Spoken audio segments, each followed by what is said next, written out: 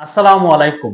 আমাদের বাংলাদেশে এই মুহূর্তে বিপর্যয় পরিস্থিতি বিরাজ করছে, অস্থিতিশীল একটি প্রেক্ষাপট আমরা লক্ষ্য করছি। বিশেষ করে এই কয়েকদিনের পারিপার্শ্বিক সকল কিছু যদি আমরা একত্রিতে বিশ্লেষণ করি, তাহলে স্পষ্টতই বোঝা যাচ্ছে আমাদের বাংলাদেশের অবস্থা এই মুহূর্তে ভয়ানক, অস্বস্তিকর, অস্থিতিশীল পরিস্থিতি বিরাজ করছে। কিন্তু এই পরিস্থিতিটা কেন, আমাদের বাংলাদেশের বর্তমান প্রেক্ষাপটটা এরকম কেন, এর পিছনে কি কারণ আছে? ইতিমধ্যে আমরা দেখছি বেশ কয়েকদিন যাবৎ আমাদের বাংলাদেশে ধারাবাহিক অগ্নিকাণ্ডের ঘটনা ঘটছে। সেই অগ্নিকাণ্ডের ঘটনাকে অনেকে অনেক রকম ভাবে রাজনৈতিক তকমা দেওয়ার চেষ্টা করছে, দোষারোপের রাজনীতিতে পরিণত করেছে। অনেকে সরাসরি বলছেন এই সকল অগ্নিকাণ্ডের সাথে সরাসরি আওয়ামী লীগের হাত আছে। আওয়ামী লীগ এই মুহূর্তে বাংলাদেশকে অস্থিতিশীল করার জন্য এই ধরনের কর্মকাণ্ড করছে। এখানেই বড় প্রশ্ন, হঠাৎ করে এই ধরনের অগ্নিকাণ্ডের ঘটনা কেনই বা ঘটছে, আর সেই সকল ঘটনাকে সরাসরি আওয়ামী লীগের কর্মকাণ্ড হিসাবে কেনই বা উল্লেখ করা হচ্ছে? তাতে কি একটি প্রশ্ন তোলা যায় না?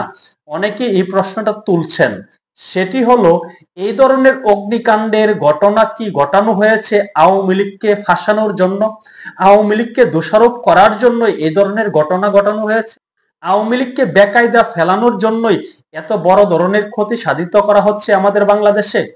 এই প্রশ্নটা অনেকেই তুলছেন। একদিকে একটা মতাদর্শের ব্যক্তিরা বলছেন বাংলাদেশে যে ধারাবাহিকভাবে অগ্নিকাণ্ডের ঘটনা ঘটছে এর সাথে আওয়ামী লীগ ওতপ্রোতভাবে জড়িত। আবার আরেকটি পক্ষ বলছে আওয়ামী লীগকে ফাঁসানোর জন্য এবং বিশেষ কিছু ধামাচাপা দেওয়ার জন্য এই ধরনের অগ্নিকাণ্ডের ঘটনা ঘটানো হচ্ছে। কেউ কেউ মনে করছেন আমেরিকার সাথে এই অন্তর্বর্তী সরকারের বেশ কিছু গোপন চুক্তি হয়ে গিয়েছে, সেগুলোকে ধামাচাপা দেওয়ার জন্য, সেগুলো যেন প্রকাশ্যে না আসে, যার কারণে বাংলাদেশে বর্তমান সময়ে এক এক সময় এক একটি ঘটনা ঘটানো হচ্ছে এবং সেইগুলাকে অনেকে অনেক রকম ভাবে নেগেটিভ হিসাবে প্রচার করছে। যে ধরনের নেগেটিভ এই মুহূর্তে দাঁড় করানো হচ্ছে অগ্নিকাণ্ডের ঘটনা নিয়ে, যেমন আওয়ামী লীগকে সরাসরি দোষারোপ করা হচ্ছে, এতেই অনেকে সন্দেহ করছে এর পিছনে বড় কোনো একটা রহস্য আছে। না হলে অগ্নিকাণ্ডের ঘটনা ঘটেছে, সেখানে ধারাবাহিক অগ্নিকাণ্ডের ঘটনা ঘটছে, সেগুলোর সুষ্ঠু তদন্ত হওয়ার পরে কারা দোষী সেটা বলা যাবে। না হলে তদন্তের পূর্বেই কেন আওয়ামী লীগকে সরাসরি দোষারোপ করা হচ্ছে? আবার অন্যদিকে আওয়ামী লীগ মতাদর্শের ব্যক্তিরা বলছেন আমেরিকার সাথে এই অন্তর্বর্তী সরকার বেশ কিছু গোপন চুক্তি করে ফেলেছে, বিশেষ করে চট্টগ্রাম বিমানবন্দর এবং চট্টগ্রাম নৌবন্দর আমেরিকার কাছে 30 বছরের জন্য লিজ দিয়ে দিয়েছে।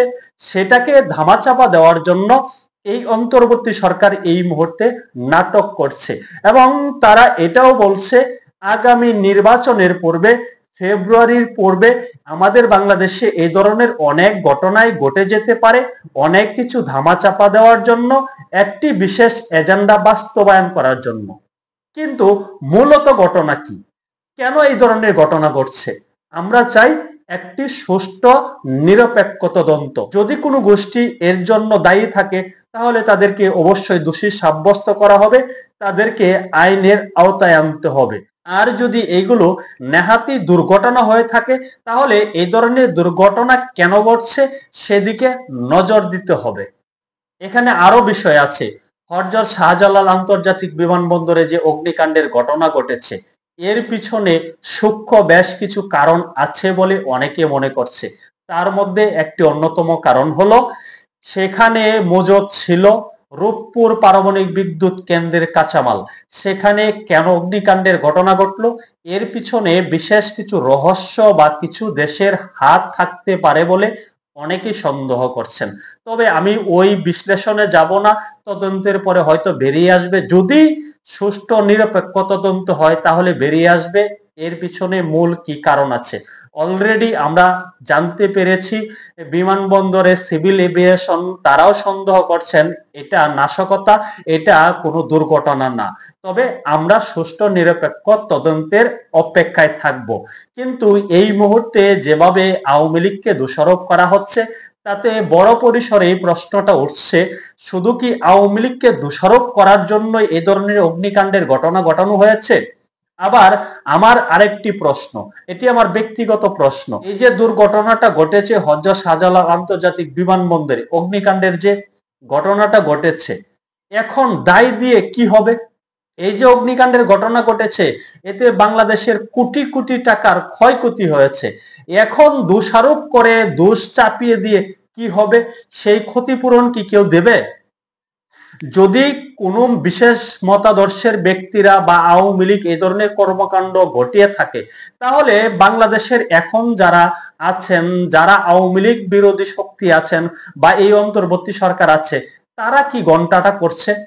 তাদের কি কাজ? তারা কি করছে? তারা কেন নিরাপত্তার ব্যবস্থা করতে পারলো না? গোয়েন্দা সংস্থা কি করছে? প্রশ্নটা ওঠাটাই স্বাভাবিক। তবে ঢালাও ভাবে কাউকে অভিযুক্ত করার আগে অবশ্যই সুষ্ঠু নিরপেক্ষ তদন্তের প্রয়োজন। সকলে ভালো থাকবেন। আল্লাহ হাফেজ।